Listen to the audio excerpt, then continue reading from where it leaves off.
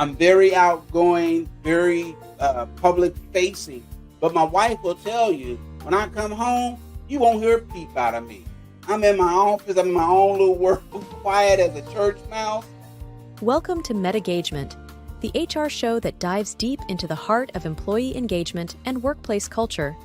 Your hosts, Ann Scottlin and Dr. Lyman Montgomery, bring you a groundbreaking show that explores innovative strategies and insights to transform and elevate your organization's HR practices.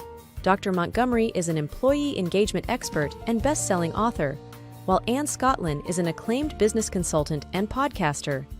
Together, they will unpack the complexities of modern HR challenges and reveal innovative solutions that can be immediately applied to your workplace. Please welcome Ann Scottlin and Dr. Lyman Montgomery. Hello and welcome back to MetaGagement-HR. How are you, my friend? Hello, Mr. Dr. Lyman Montgomery. Absolutely. I'm doing great. How are you doing, Ann? I am good. Just talking right over you from the very beginning. Look at me go. Oh, goodness gracious. Well, I am glad we're all here together. I know you've been doing some traveling and so have I. So glad we are back. And I'm really excited about what we're bringing to you today. But first, I just want to remind you, in case you're new to the show, and I hope you are, or I hope that someone you have shot our link is checking us out for the first time.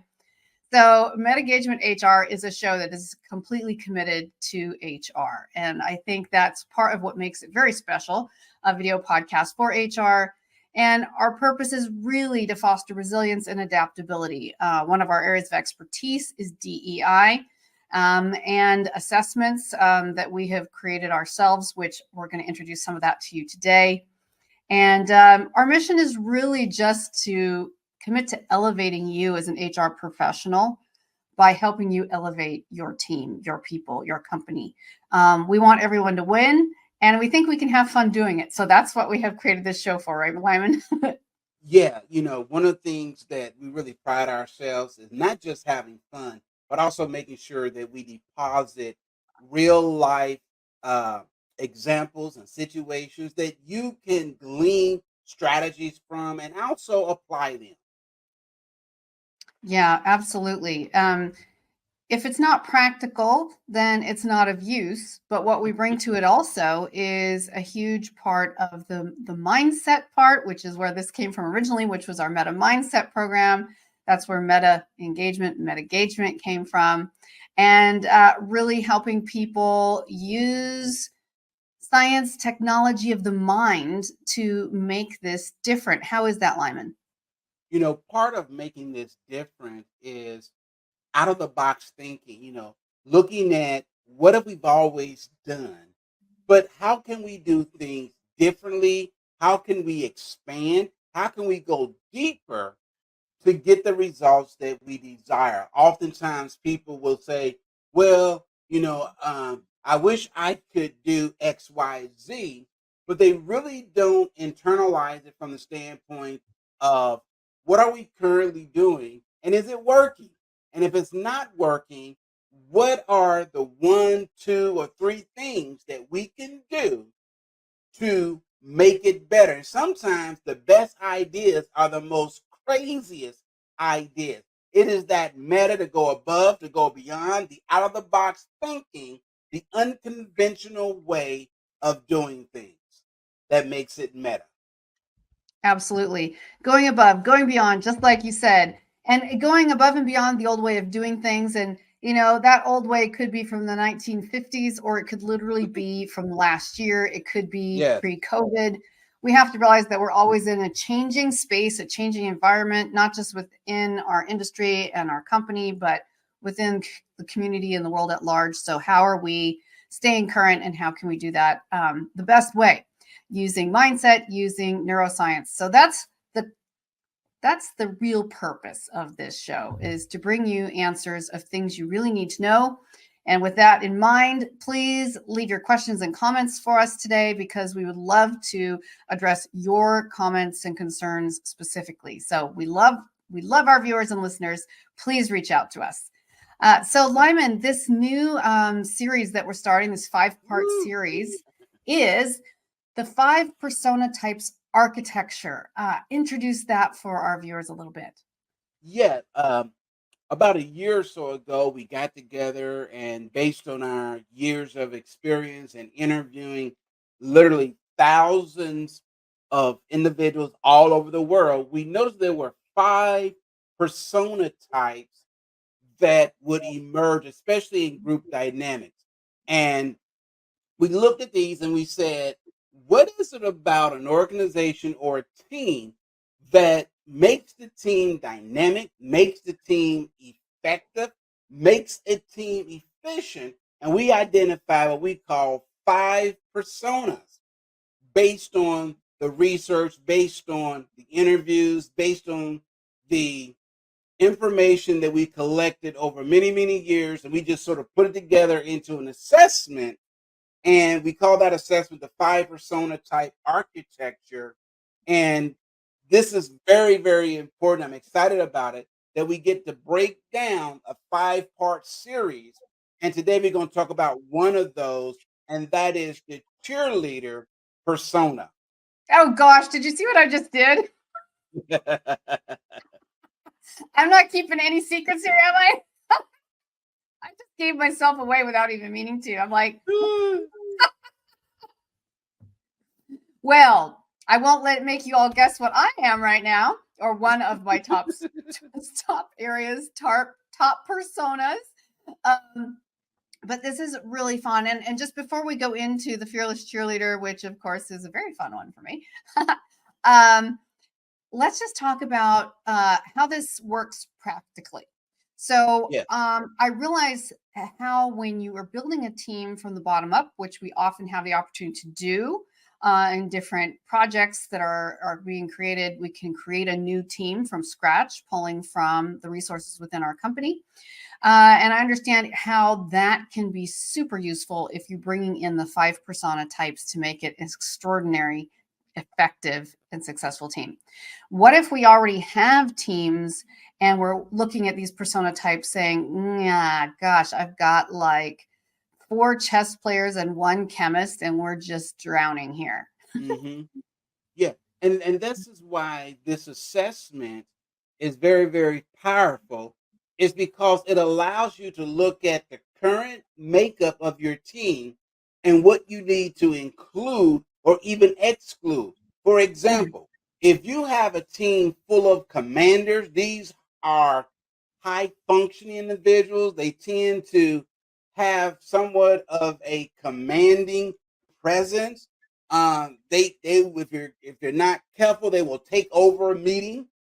They don't care about a lot of small talk. These are the ones that say, let's get to the point. I don't have a lot of time.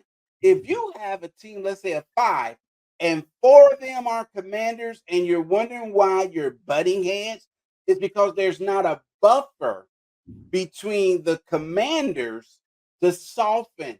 There's not a bridge builder. There's not a relationship builder. There's not someone to say, let's look at this. And so each of the 5 personas are very effective in making sure you have a well-oiled machine. And if that machine is moving in the right direction, everyone understands their role, their place, and their job.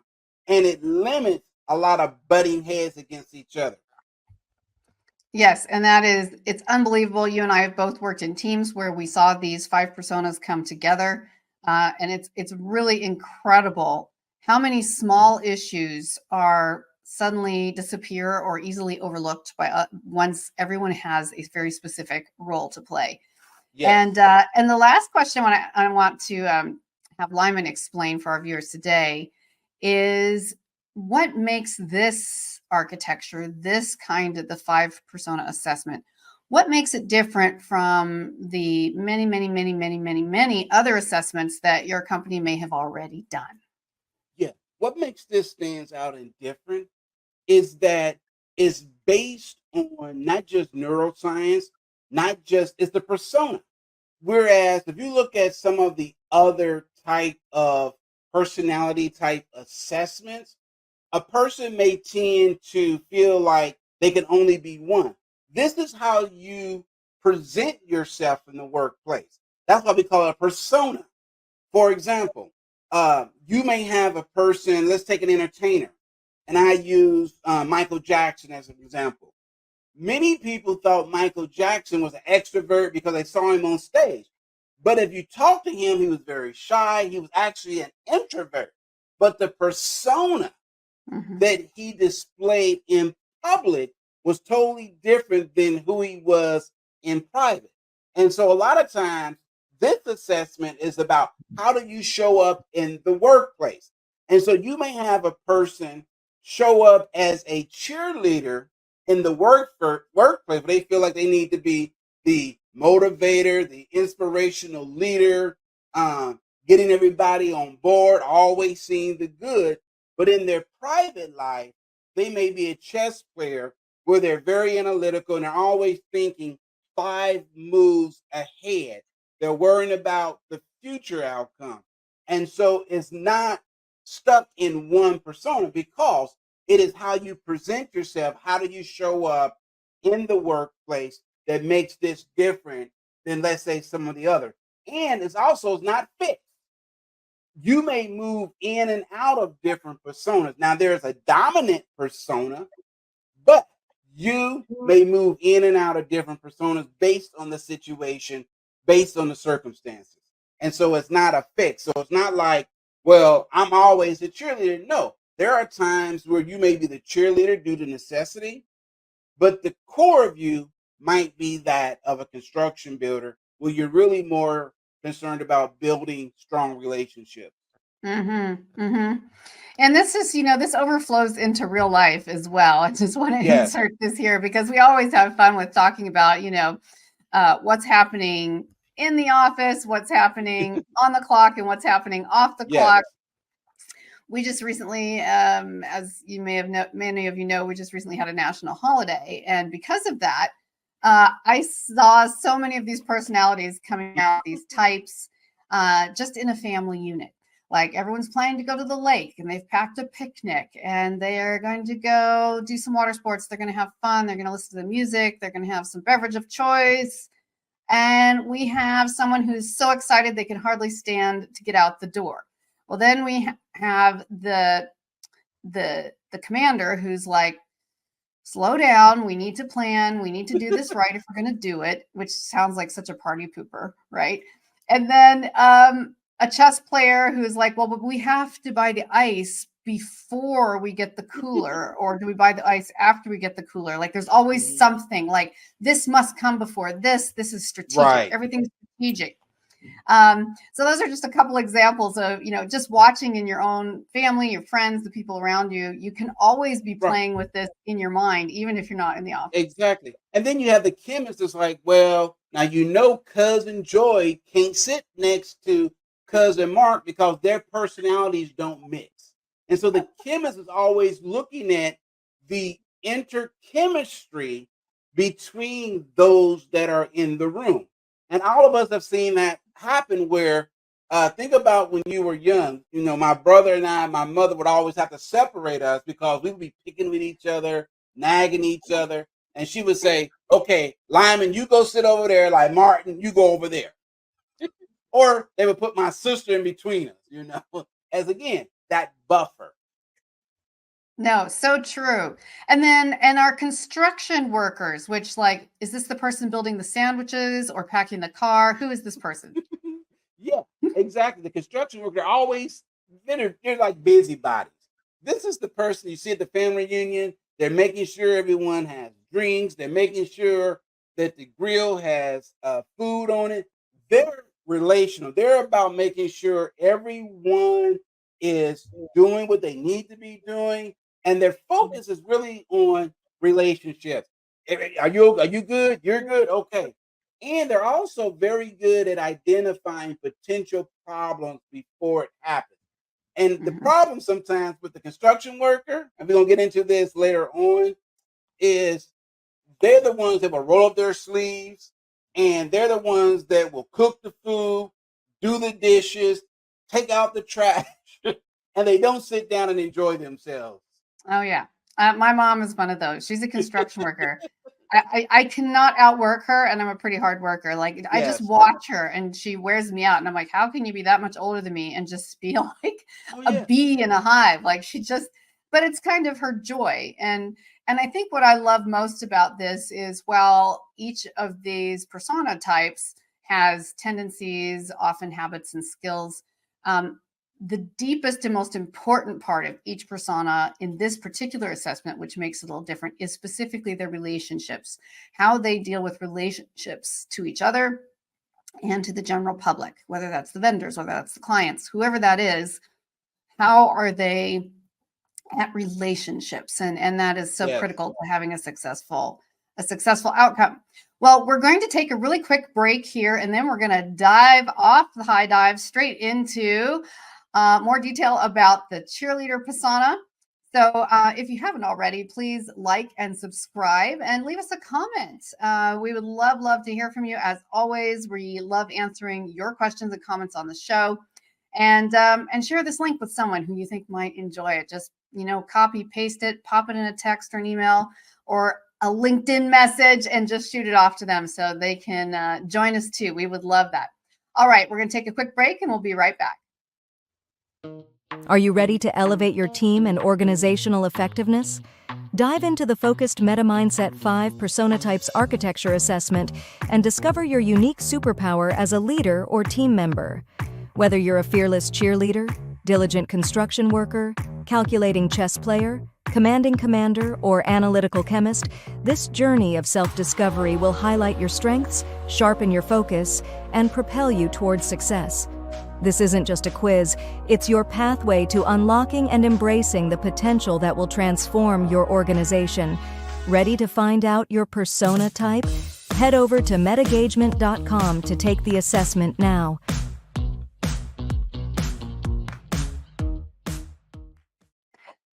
Welcome back again to MetaGagement-HR, the show that was completely and utterly designed just for you, for the HR industry, for the HR professional. And today we're talking about the 5 persona types in our MetaGagement assessment. And we did a quick overview already. And what we're going to start with now is the fearless cheerleader.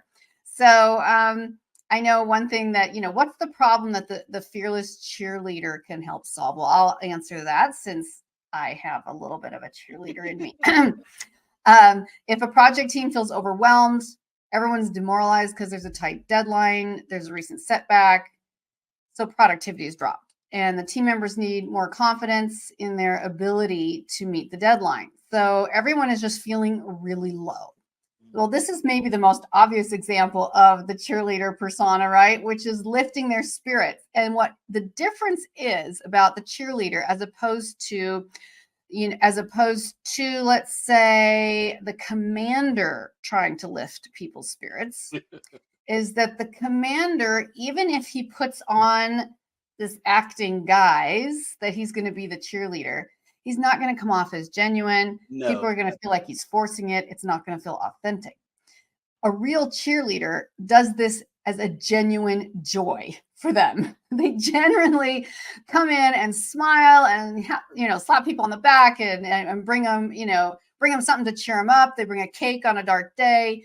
They remind people how good they are at their jobs. And it's not, they're not a failure because this is a huge issue that we're dealing with, a huge problem. This is about empowering them to tackle the deadline because the cheerleader really believes truly, and that's why we all have the balance.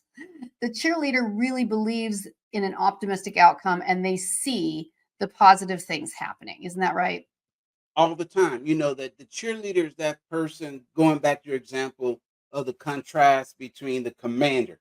The cheerleader will say, hey, I know we didn't reach our goal, but guess what? If we put our heads together and maybe we just need to take a moment and just breathe and let's go outside, reconnect with the earth.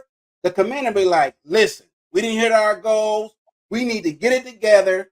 And it can come across almost like the commander is forcing you to get it together. Whereas the cheerleader wants to inspire you to say, don't think about winning or losing, but what did you learn? And for them, even that's like the key. Yes. What did you enjoy about the journey, and what were the good things that came out of it? That's a You know, good point. it was always challenging to be. Not that I never actually was a cheerleader, as you know, Lyman. People often Mhm. accuse me of that now. I wish I had, but I was still living in an extraordinarily conservative environment. And a story for another Right. day. For those of you who know me, grew up in a very conservative, sort of cult-like environment where none of that was allowed. But my father was very much a commander personality.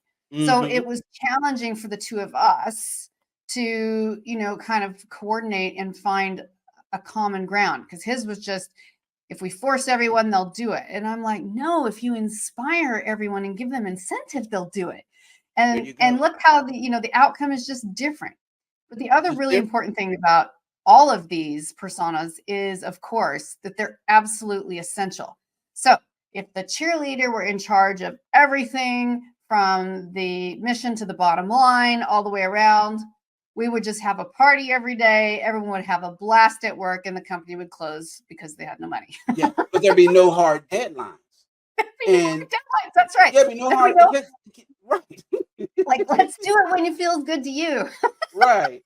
Um, Um, on the other so hand, on the other hand, the power of the cheerleader is to infuse that team with the possibility of optimism, Mhm. to get the team to reimagine again. And that is so powerful. Can think about this. If you look at any sports team, even when you're down, the cheerleader's job is to motivate and to inspire the fans. Come on, I know we're down, but that's okay. If we all put our collective energies together, we can come back, we can win, we can do it. Yay! And this is Now, actually a what vital part of a successful team. if it is? What if the cheerleader's like, okay, we're down 20 points. You know what? We suck. Y'all go home. We done lost. Boy, that's not a good cheerleader, okay, or a cheerleading team.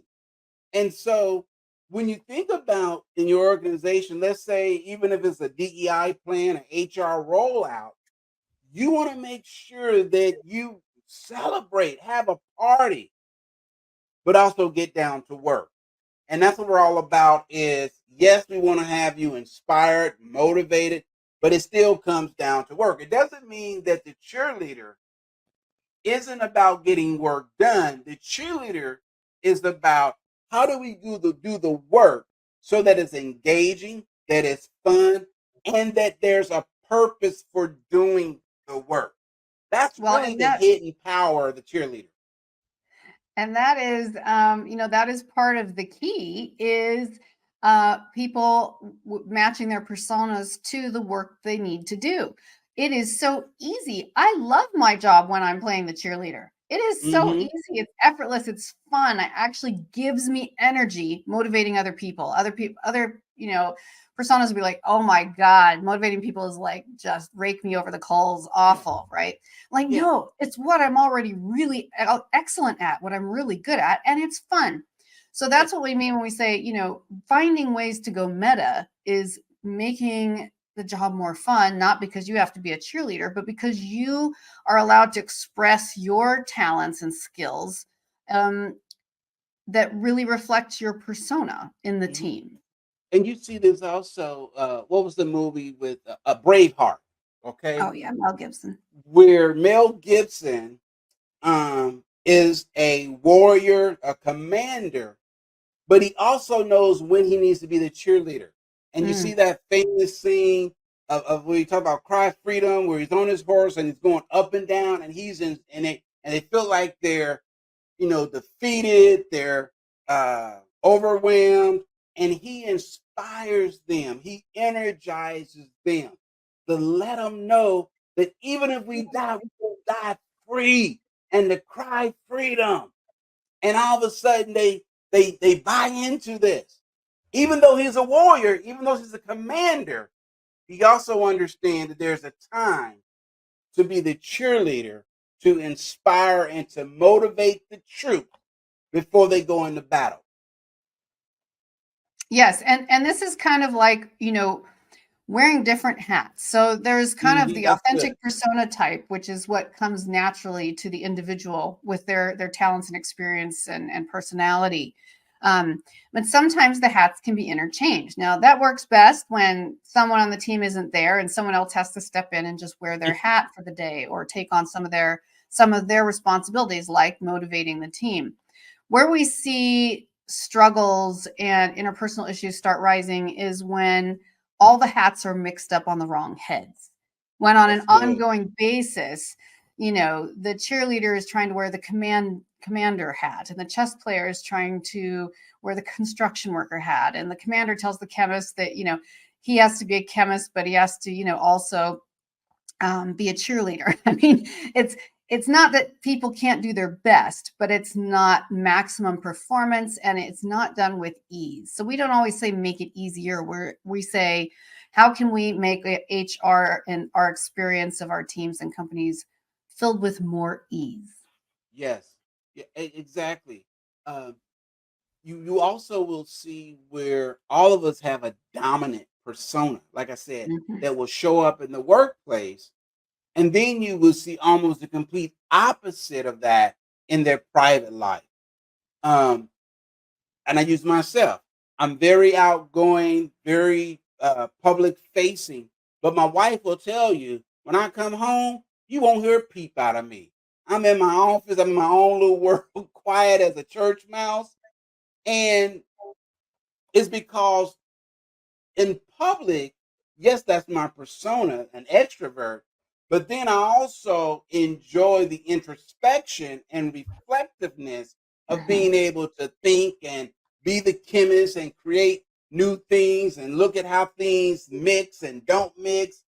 And that's really my superpower, is being able to say, so you think I'm this, but I'm really that.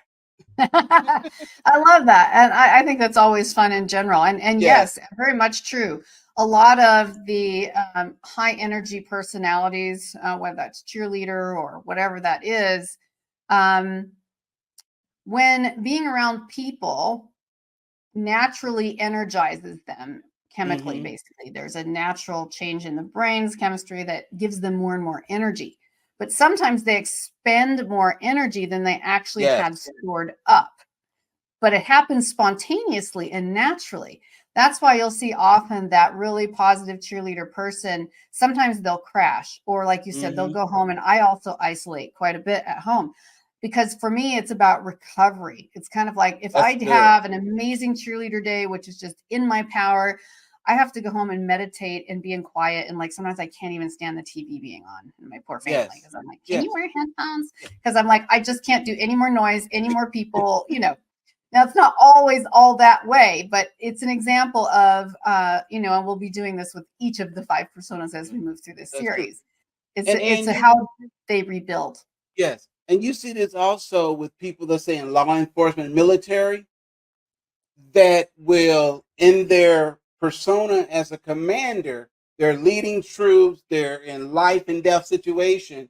And then when they get home, they're like, this is the biggest teddy bear. Mhm. I Mhm. mean, and it's just almost like it's the complete opposite of how they present themselves to the world. And I think Mhm. part of that, what you're saying, they need to re-energize. And so you have someone that has a highly stressful job where they're always in the lead, and then Mhm. they come home and do laundry and do dishes Mhm. Mhm. because they don't want to make another critical decision, because for them, that's part of giving them that break that they need. And this is partly about conserving your persona and knowing how and when to That's use it. good. Yes. Right? Because that's when you're at work, if that's your family's relying on that income and you're relying on it to progress your career, that is a place where you're going to have to save a certain kind of energy to use it. When you're at Hmm. home with your kids, being a teddy bear is a great thing. I mean, how much better to be a great dad or a great mom? So finding the time, I think when people hit frustration is when they try to keep the same tenor all the time. Um, That's because true. if my dad was a commander at work but he came home and he just stayed the commander, he was inaccessible and there was a lot of stress within the family. So knowing how to balance your strengths and not letting that completely define you, but realizing that instead of defining you, it empowers you to turn that switch on or off at the times that are matter most. Yeah. And my dad worked construction. Okay. And he would be so tired when he came home. Guess how many construction projects he had at home that never got completed? A bunch of them. That's like the plumber and the dishwasher, and he Yes. never ever fixes it because he comes out and he's To like, this I'm not day. fixing one more thing. Yes, to this day, if you go to my mom's house where he was working on the plumbing and was tired of something and switched the cold water line with the hot water line, to this day it's still switched. No way. That's amazing. That's amazing. That's such a good case in point. Well, our time has flown. We're going to have to wrap up already, but we hope you really enjoyed. I enjoyed talking about persona type number 1, the fearless cheerleader, and share just very briefly, Lyman, how the assessment works and how people can get access to it. Yeah, all you need to do is go to our website, MetaGagement.com. There is a link at the top that says assessment. Click on the assessment. It takes about 7 to 10 minutes to complete. And it only, tells you what your persona, but it's a nice little video and tells you why you scored this. And it's all based in science. It's fun. It's free. It doesn't cost you a dime to take the assessment. And we strongly recommend that you take the assessment to find out which of the 5 you identify with and how you show up. And so the biggest thing is also celebrate the small wins and your progress. Regardless of how you show up, it's very important that you celebrate your wins. Mm-hmm. Absolutely. Super important. And in that, the cheerleader is always right. Oh, did I say that? Yes. I did. Listen to your cheerleader. They do have valid points. So, and also just taking each of the personas seriously, because happen to be blonde, happen to be cheerleader personality. I mean, on and on it goes. We've talked about this in live events before. And old stereotypes can arise and say, oh, but this person is not as important as the commander or the construction worker or the chemist, when actually they are, and vice versa. So just really important. Well, I have some news for you all. Not only is this the first one of 5 consecutive episodes highlighting the assessment and the 5 personas, but we also have a brand new broadcast day and time based on your request. Fridays weren't the best day for you all. So we have made a formal switch. Today was the beginning, and it will continue, which is the new day is Tuesdays now. And that's at 11 Eastern, 8 a.m. Pacific. That's 3 p.m. GMT. So if you can do the math based on wherever you are, join us for the live streaming on now Tuesdays. And we'll be changing that across our platforms. And super excited about that. And also, please reach out. Again, we love your comments and questions. We realized that somehow a setting got changed a while back where the comments were off on some of the platforms. We fixed that. And you can always reach us directly by email message, just by going to the website. Shoot us your question and comment there at metagagement.com. And please like and subscribe as well. Share this link.